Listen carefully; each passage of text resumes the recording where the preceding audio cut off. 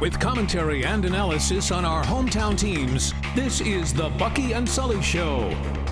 Presented by Dave's Christmas Wonderland. 2 locations, Union Road, Cheektowaga, and Transit Road, Williamsville. Now, from the WBBZ-TV studio, here are Buffalo News sports columnists Bucky Gleason and Jerry Sullivan. Hey everybody, welcome to the Bucky and Sully Show. I'm Bucky Gleason. I'm here with Jerry Sullivan, of course. Just to let you know, we're going to have Jack Armstrong, the former Niagara coach, now the TSN analyst who covers the Toronto Raptors. He's going to be with us in the second segment to talk about the NHL lottery. Oh, wait a minute. There is something else going on. The NBA playoffs. Very excited. That's right. Excited to have Jack. Very good of him because he's the man in Toronto. He is. And we're lucky to get him. But first, of course, there is the NHL lottery, which is coming up. Sully, Saturday. Are you excited? You got butterflies? Are you nervous? No, I'm like Murray. He says, hey, he's relaxed. He knows he's not going to get the first pick, and he knows he's going to get Eichel. I think he's kind of trying to play a little reverse psychology here. He's dying to get McDavid. And I guess we're going to talk about this because this notion that they're so close, I think people have really started to move the other way. It's clearly McDavid. It's clearly McDavid. The thing is, Sully, is, of course he's going to talk about Eichel because he has a greater chance of getting him. And, to just say, all right, well, I'm just kind of reserved to the idea that, this is what's going to happen. It softens the blow. It's a classic Buffalo thing to do. You kind of prepare for the worst, hope for the best, prepare for the worst. And that's exactly what Tim Murray's doing. Look, he's been obsessed with McDavid since day one. You saw the story in the New York Times where he mentioned that. This whole thing has been about McDavid, the 2-year project. It only recently became about Eichel in the past year or so when people started to realize that Eichel was a very good player, and it's an easier sell, just in case the master plan doesn't work. So there are a lot of reasons to like Connor McDavid. He is super fast. He is terrific. He is the best prospect that I've seen since Sidney Crosby. I believe all of it. He was on our show, and he was terrific, and he seemed mature. So all those things I enjoyed and liked and respected about Connor McDavid. The question is, how wide is the gap between them? And if it's really wide, in Murray's eyes, and he ends up with Eichel, can you see him trying to package Eichel and a whole bunch of other players and prospects and draft picks to try and get McDavid anyway? Absolutely. I think he would try to do that. I do think he's convinced this guy is clearly better. However, he has to be careful, as if he doesn't pull that off, he's going to try to sell Eichel as a generational player who would be the #1 pick in any other draft. And I don't know what you feel, but I wonder, is Eichel significantly better than the average first overall pick in all these other drafts? Well, he's a really good player, but it's so hard to tell because you don't know how players are going to respond when they get to the NHL. You just don't. There have been a lot of first-round flops in this league. It is decorated. Go through the list, and usually the higher you get, and you get in the top 2 or 3 or whatever, you're going to hit on those. There's no question about it. And, look, Eichel, he was the first freshman to lead the NCAA in scoring since, the 1970s or whatever. He's a terrific player, and he can score, and he's played at a level with players that are older than him, and he dominated that level. Does it mean that he's going to dominate in the NHL? Next year, probably not. The year after, you just don't know how players are going to project. There's Alexander Daig. I remember when they were talking about him being a generational player. Well, guess what? He was barely a player.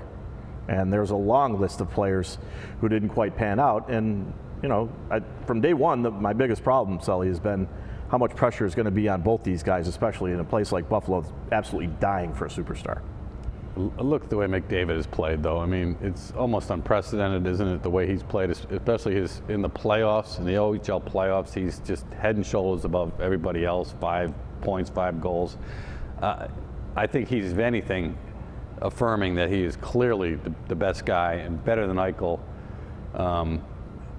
I wonder if the guy who's going to be #1 next year, if he was in the draft this year, if he'd go #2. And I'm not knocking Eichel. He's a hell of a player. But I still think that Buffalo people really want to believe that he's a generational player because they're going to have to take him. Yeah, and you know what? And for Buffalo's sake, it's a better story, I think, if they get McDavid. You have your own Sidney Crosby in Buffalo. That never happens. Well, it happened once in 1970.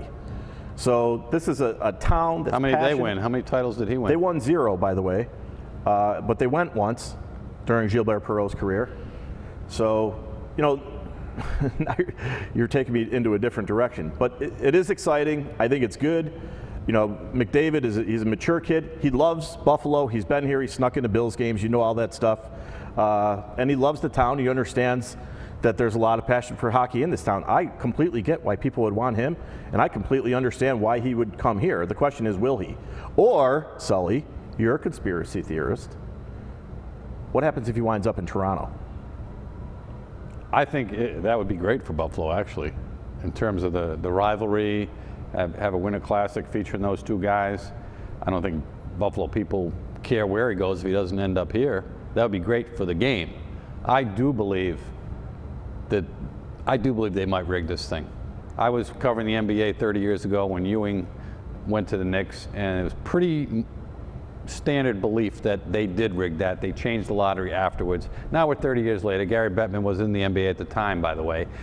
It's almost implausible to think it could be done nowadays. I don't. But if it's really the best thing for your league, and you're in, how much money is it worth to this league for him to go to Toronto? I just can't imagine. I mean, I think the reason that they get those things in their head is because the league has lost so much credibility, and it's hard to believe a lot of things that come out of Gary Bettman's mouth, and it trickles down from there. So they have a credibility issue. It's not, I just can't, I'm sorry, I can't cross the bridge where I think that they're going to rig this thing for the sake of the Toronto Maple Leafs, and so they get Connor. I'm just not watch buying him it. go to New Jersey and see how that plays in the And NHL. they wouldn't even appreciate having him play in Newark. I will say this much: at least they'd appreciate him in Buffalo. They've understood who the kid was since he was 15. Probably 90% of the people that live in Phoenix have never even heard of the kid. Bucky, it's a cheating culture. People cheer for Ryan Braun now. They're cheering for Alex Rodriguez. If it's even felt that the NHL cheated and rigged this thing to get him to Toronto, people would be over it in a few weeks. That's the culture we're in now. I'm telling you, it's a cheating culture, and I really believe it could happen. All right, well, we'll see what happens. Hey, by the way, I don't cheat. I've never cheated. I beat you fair and square in golf and in our bets.